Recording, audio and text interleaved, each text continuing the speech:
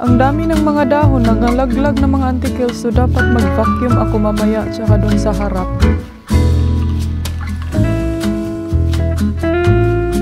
Ayan, nice ang weather of blue sky. Bibili kami ng bago. Hello mga palangga! Welcome back to the vlog. It's been a while, long time no see, but now see now! Oh my God! It's been a while, mga antikels, na hindi ako nakapag-vlog. I miss my camera. So anyway, sobrang busy ko last week. Meron akong binablog na mga medyo tansya-tansya lang talaga kasi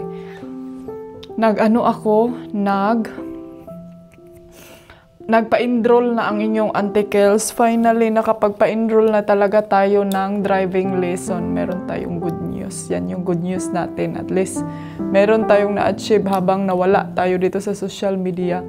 And then, meron din ako mga finalize na mga interview sa ating sarili. So, yeah, medyo busy ang ating auntie ngayon. And hopefully kayo, everything is okay. Ang dami nang nagtatanong sa akin kung bakit daw wala na daw ako masyadong upload dito sa social media. So meron lang kasi ako mga bagay na kailangan kong unahin. And kanina, nag-usap kami ni Mr. sobrang aga.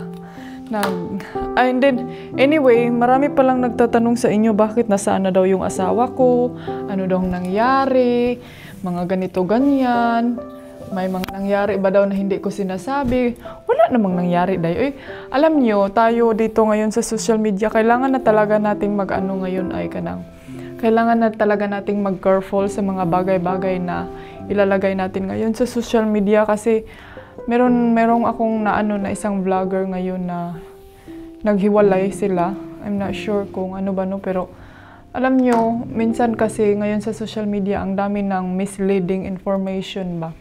So, kaya isa din yan sa mga pinagagawa ko last few months. Parang nilinis ko yung content ko, inalis ko yung mga content na hindi talaga siya necessary ba, yung nakapag-misleading talaga ng information.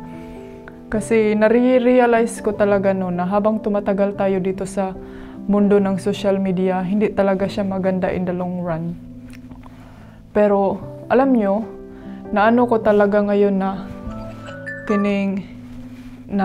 dapat talaga tayo mag-ingat sa ating mga ginagawa sa social media or mga sinasabi natin kay like example nung isang vlogger na alam mo yung parang hindi sila makapaniwala baka kasi daw issue lang, clickbait lang, pero yun pala is totoo na pala yung about sa relationship.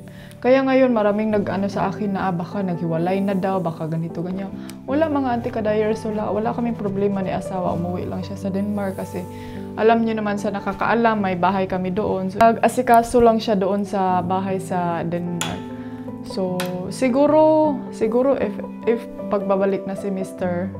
Ako ngayon dito sa social media, ko na siya, idahan-dahan ko na siya na mag-careful na talaga sa mga ilalagay dito sa social media ba. Okay. Hindi naman sa hindi naman sa nakathink lang talaga ako ngayon na tama jud ang mga tama talaga yung mga sinasabi ng ibang tao na ikaw mismo ang gumagawa ng misleading sa iyong buhay sa ibang tao. Kaya yun, but okay lang yun, at least charge to experience, di ba? So yun, if nagwa-wonder kayo dun sa ibang social media ko, yung Facebook ko, dinilit ko yung mga like about sa hospital content, yung about sa yung mga very na talaga ba, very alam niyo parang feel ko na hindi na siya dapat i-public, parang ganun. Kasi may mga na din ako ngayon kanang alam niyo yung pag nagpa-publish ako alam niyo yung nare-realize ko ba na siguro yung mga tao gusto niyo ng enjoyment dito sa social media, ma-enjoy kayo manonood ng video, hindi yung pag-nood nyo, ay ano ba to, problema yung nakikita, alam niyo yung ganun. So parang feel ko is nakadagdag ako sa mga problema nyo sa buhay. But siguro mag-iwan ako ng mga bagay-bagay, mga information, a little bit about some of my background para may mga idea din kayo. And thank you so much sa mga nag-concern about me. Why it's been a while na hindi ako nag-publish. It's been a while na wala akong upload.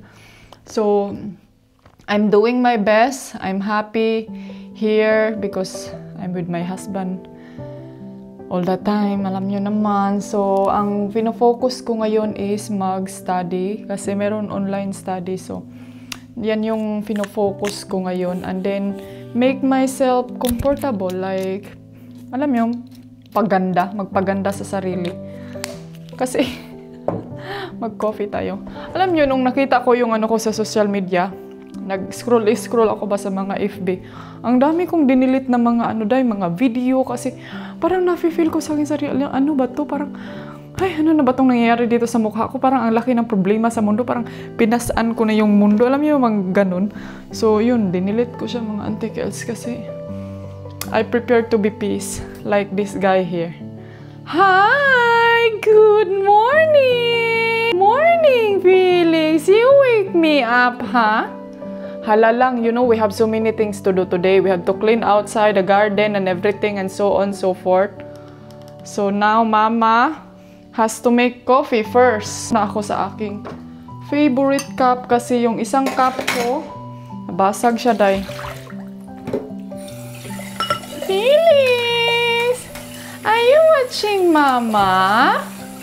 Are you happy man na, oy?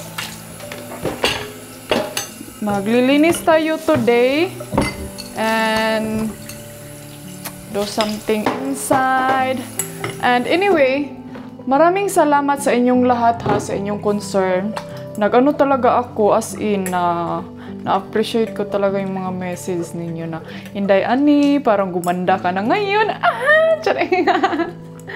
Di, alam nyo, meron akong kaibigan dito na lagi niyang inano na dapat mag-ano ka sa yung sarili kasi nagtatrabaho ka sa social media. Kasi minsan kasi mga anti-kills, kalimutan na natin yung i-touch up yung sarili natin, magbihis, magayos, maglagay man lang ng konting blush on or lipstick or so on so forth. Kasi yun na nga, na-focus na tayo sa ating mga gawaing bahay. Na-focus na tayo, bahala na yan. Yung mga ugali natin, basta mauna na. Gani, basta yan na yun. So, na ano ako ngayon na hindi pala maganda ako dahil in the long run, dahil ikaw rin hapon magtanaw sa imuhang vlog. Ay, gidelete na ako kung ubang mga video daw. Kay kanaging feelings nga grabe kang ngarag naman nato onig naong. Uy, mura naman taanig way tag-iya. Para na tayong walang may-ari ba? Yung mukha natin na para nang, Pero, sabi pa ng kaibigan ko na, kaya ikaw, mag-ano ka talaga sa iyong sarili, kaya na.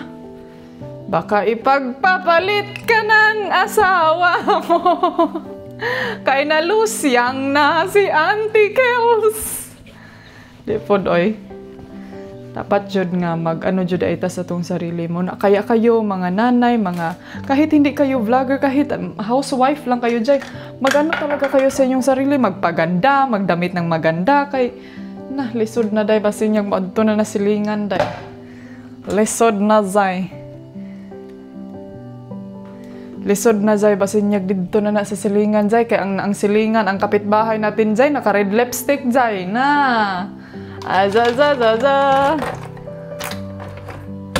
Pero wala kaming problema ni asawa ha. Minsan, masasabihan talaga ako ni asawa, please take care yourself, do something for yourself, fix your hair, parang ganun.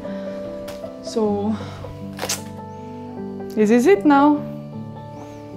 I'm here now. So ngayon, pinalabas ko lahat damit ko. Pinalabas ko sila lahat dahil. Tapos, ang ginawa ko, sinusuot ko dahil kahit nandito lang ako sa bahay dahil. Kahit nandito lang ako sa bahay mga zay, sinusuot ko siya para feeling fresh ta. So, unahin ko munang mag-coffee. Kaya meron akong gamot na iinumin. Mag-coffee muna ako tapos mag-motivate tayo doon sa labas. Doon tayo sa labas mag-chill.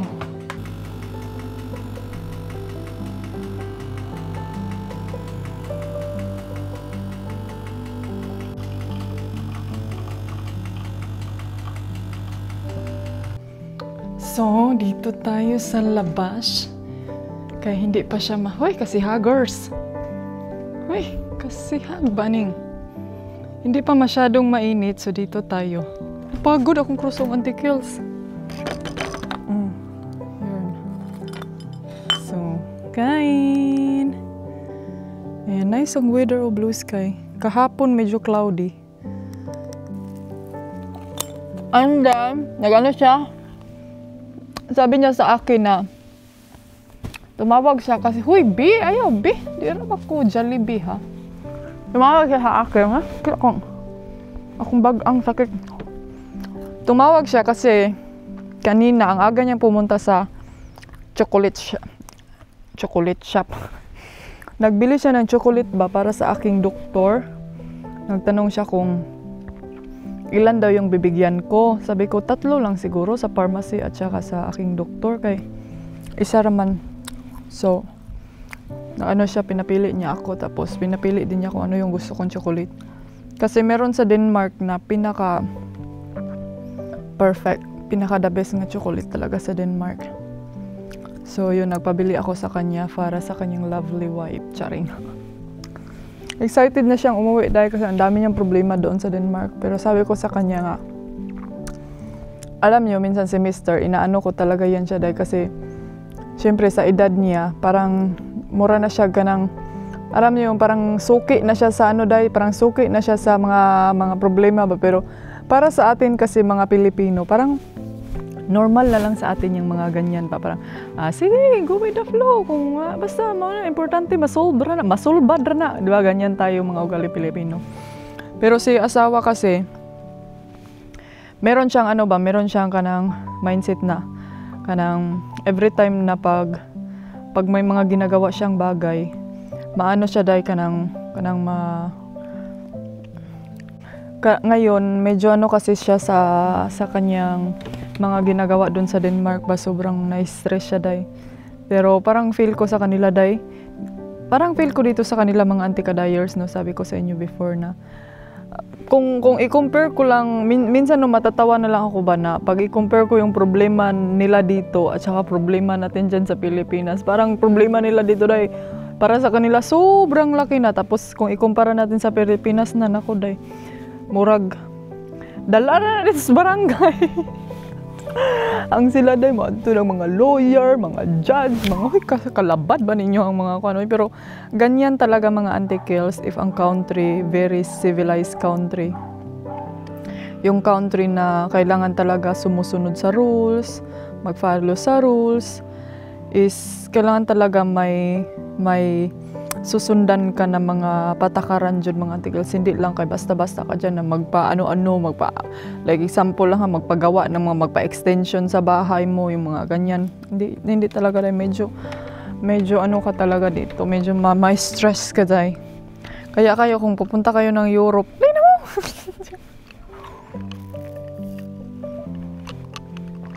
So mag-enjoy muna ako sa aking morning kasi anong oras na ba? 9:48 na. And then siguro mamayang hapon na ako manilhig, mag-vacuum and everything pero ang problema ngayon dahil hindi ako marunong mag-vacuum. Ang dami na kasing dahon. Ang dami ng mga dahon, nagalaglag na mga anti-kills, so dapat mag-vacuum ako mamaya tsaka doon sa harap. And then isahon na ako ni silang hinlo. Nung isang araw kasi naglinis ako dito sa swimming pool. So yan. Ayan yung weather natin. I'm so thankful for everybody that you're concerning me. May mga bago akong followers ngayon, mga subscribers. Thank you very much and welcome to my channel. And hopefully meron tayong mga bagong ma-comment down below kung may gusto ba kayong isi-share nyo sa inyong buhay or gusto nyong pagtsikahan natin, baka mabigyan ko kayo ng mga konting motivation or konting sharing lang from me, from Anis Kayom. So, comment kayo dyan. Sampaan yung iro. Meow! Meow! So, mag-coffee muna ako mga anti-kills, mag-breakfast muna ako, and see you later.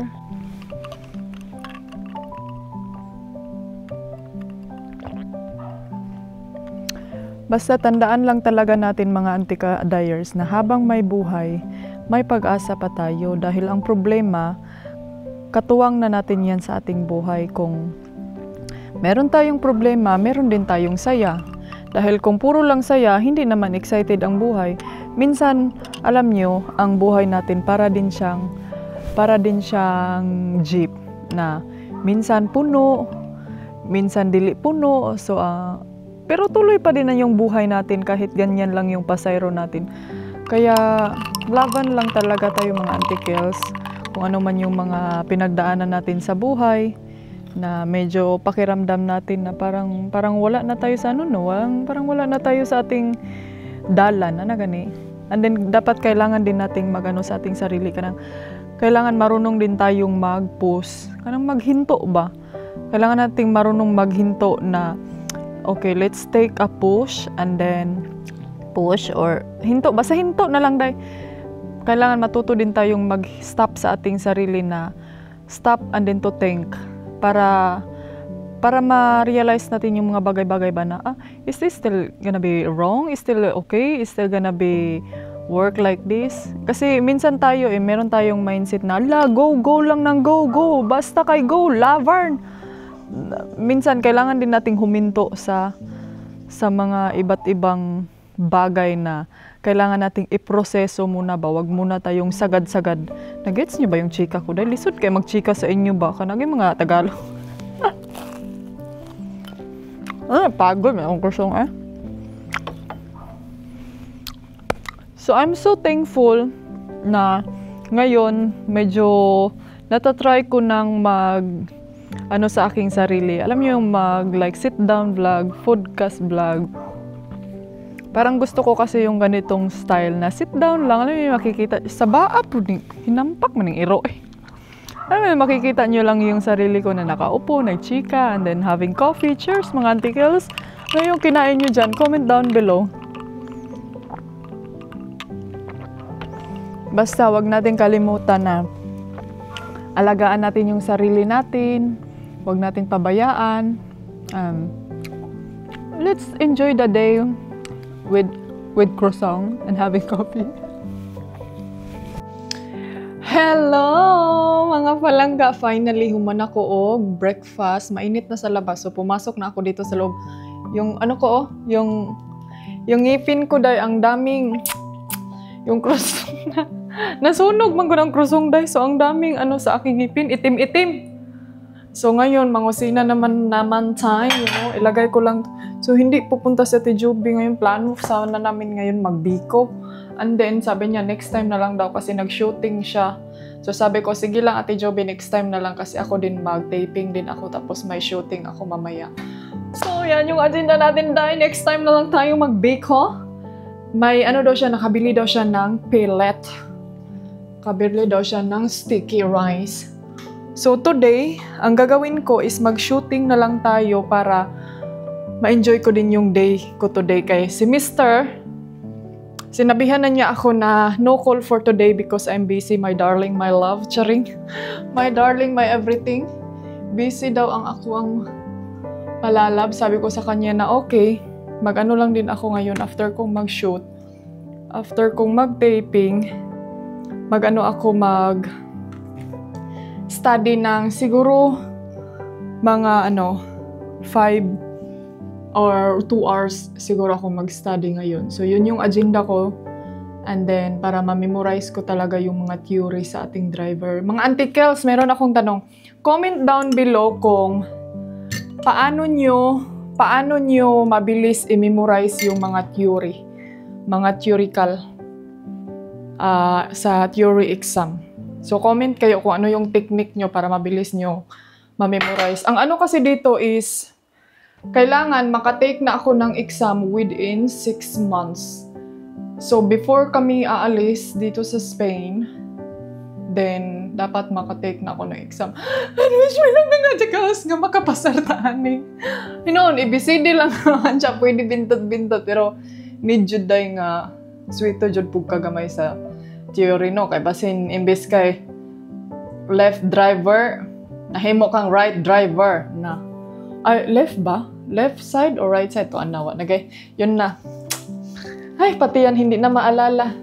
Hindi ni pag-study yun dahil kay lisod na. Lisod na kaayo, mahirap na magtrapula ako sa lamisa today and then ay, kukunin ko muna yung mag-ano muna ako nito. Kay para mas ano siya ba, pag magtrapo na galita, dili siya daghan og abog. Kay pag maglinis lang ta diretsyo, eh kung trapuhan lang na ako siya diretsyo day, daghang kay abog to, para ang mga abog dili siya mamilit. Kailangan namin mag-change ng upuan. Bibili kami ng bago. Pero mamaya na pag dating si Mr. dito. Very ano talaga to sa akin, very helpful itong pang dust. Anong tawag dito dahil? Dustbin? Oh, dust cleaning. Tawag dito eh.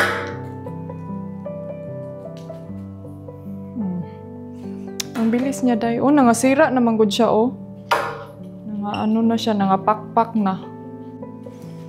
And then, pag magtrapo tayo, mabilis na lang siyang anuhin. Tapos, hindi na din siya masyadong madumi.